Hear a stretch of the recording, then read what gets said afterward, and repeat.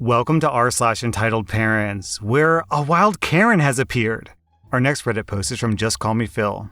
So I can't sleep because my next door neighbor is yelling at his folks. We'll call him Yeller. They moved into his house temporarily because a tree fell on their house. Yeller is helping them pay for it, and we haven't had any trouble with them for the past 2 weeks they've been in the neighborhood. Apparently though, they're the type of people who thinks that buying too many expensive things makes you snobbish. From what I can overhear, yeah, I know I shouldn't be listening in, but I can't sleep. They've been selling some of their son's stuff, as in his games and his game consoles, watches, even his clothing. Apparently, they were putting that money towards groceries, so it sounds at least like they weren't keeping that money for themselves. They did this yesterday and today. Oh man, apparently Yeller went out to dinner with his girlfriend and was planning on proposing to her. Only when he opened the ring box, he didn't find the ring inside. The parents took the ring and pawned it for gas money and cleaning supplies. Wow! I don't think his parents are staying there for much longer. They even pulled out the "your stuff is our stuff" card. And they called him spoiled. Now I have to listen to him yell at them to get out of his house. Honestly, in what reality is it okay to sell off your host's stuff? Kid or not, that is rotten. I think they're quieting down a bit. Hopefully I can sleep now. So I laughed in the story because I instantly had a mental picture in my head, which I will paint for you. You know how when the guy goes down on one knee and he opens the ring box facing away from him? So when the guy opens it, he can't see inside the box because it's facing away from him and only the girl can see it. So I'm imagining from his perspective, he's looking up past the back of the ring box at his girlfriend's face and the look of what? Shock? Confusion? Anger, disgust on her face when she sees an empty ring box? I can only imagine what he was feeling at that moment where he thinks, oh my god, does she think the ring is that bad? Or simultaneously, what's going through her mind?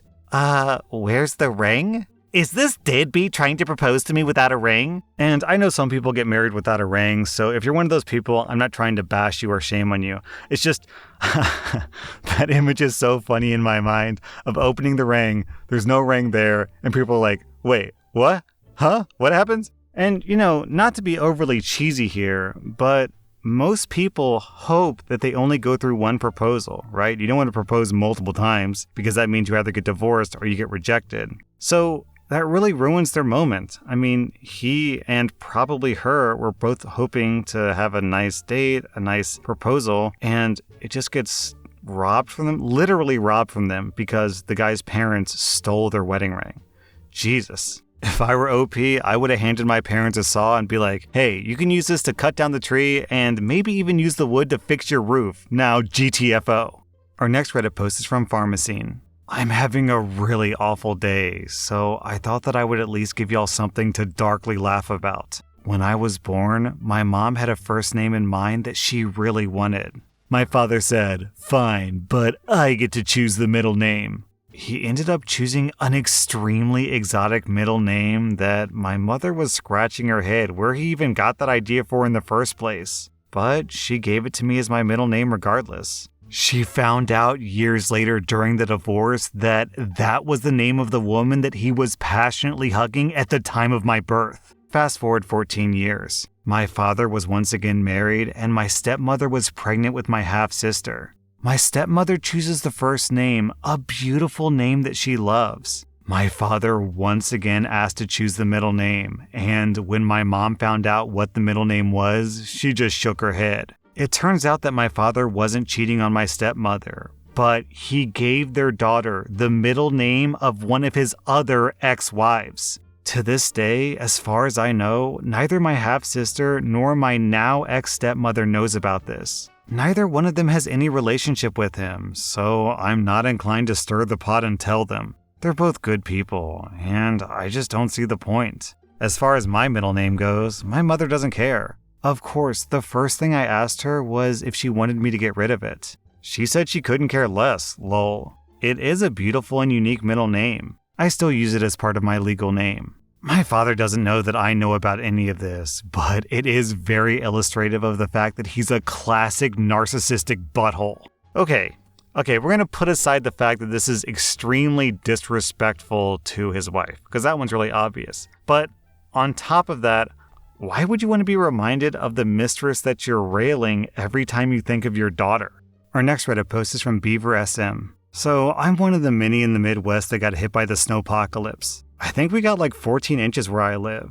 I also want to preface this by saying that I don't like kids. I don't hate them, I just don't have any experience with kids, and I haven't felt the need to produce any of my own. I'm a 26-year-old woman, by the way. I work from home, and I received a knock at my door today. There was a group of like 4 12-year-old boys, give or take, and they had shoveled my driveway and sidewalk and were now requesting payments. They expected $15 each. I was really confused because they never knocked to ask if they could shovel my driveway. They just did it without asking and were expecting to be paid.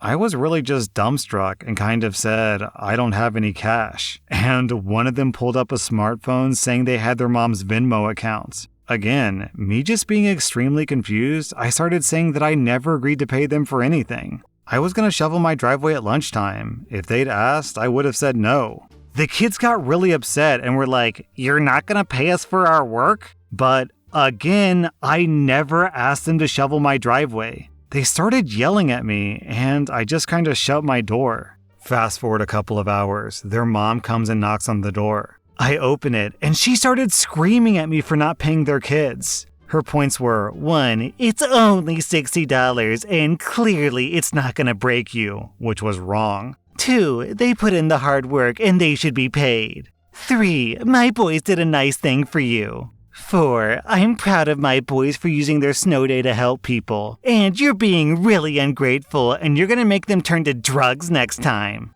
This is where I started to get kind of mad. I told her that I never asked for their services, and it was nice that they shoveled my driveway, but I never agreed to pay them, and they really should have asked first. She insisted that I pay them, and she said they'll ask in the future. But I don't want to reinforce bad behavior. Just because they're kids and people feel the need to let them get away with whatever, this is just not the cycle that I want to perpetuate for these kids. You can't manipulate people into paying you for something they never asked for. I don't know. So far, I've refused to pay them, and I'm now getting torched on Nextdoor for being a heartless monster who took advantage of children. Honestly, OP, I'm with you. This feels like a life lesson that these kids sorely needed. You can't just spend a whole day shoveling snow and then expect this mystery person to pay you without ever consenting to it. And the mom arguing that if they can't shovel snow, they'll have to turn to drugs. Because, like everyone knows, in the Midwest there's only 2 career paths, snow shoveler or drug dealer. Our next Reddit post is from Blue Thunder. So this happened to me today. I work in fast food to give you a clearer picture. I went on my break and I was playing Pokemon Shield. So I'm playing my game when I see a young boy, about 7 years old, watching me. I look up and I see that his mother is watching us. She nods, so I assume she's giving me permission to talk to him. I ask if he's played before, and he says no, so I let him play. I tell him that I started playing when I was his age, and I gave him pointers when he asked. The alarm on my phone goes off for the end of my break, and I ask for it back, which he does, and he thanks me for letting him play. I walk off towards the staff room when I hear the call of a wild Karen behind me. Ahem. I look back and I see the boy's mother behind me. Yes, can I help you? Yes, you can let my son keep playing your game. You're gonna be working now, so he can play it until we leave. We're paying customers after all. Sorry, miss, but this is my property, so I'm putting it in my bag now. No, give my son your game.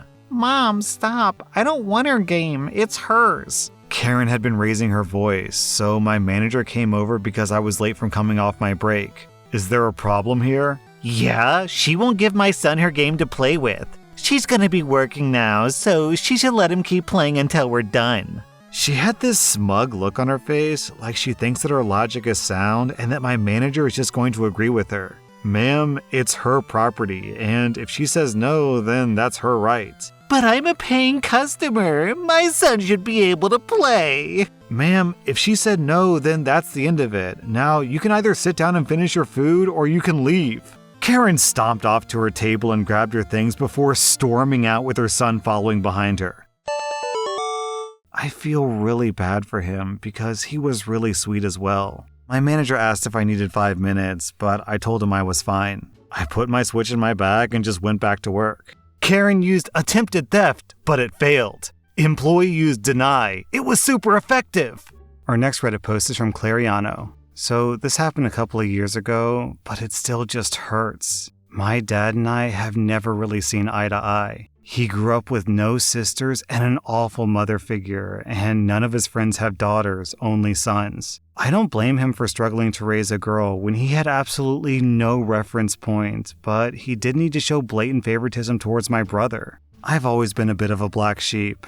My parents and younger brother have always been this nice little trio. My brother is a mama's boy, but my dad dotes on him regardless. He's 4 years younger than me. I'm 18, he's 14. I've struggled to find my place in this family.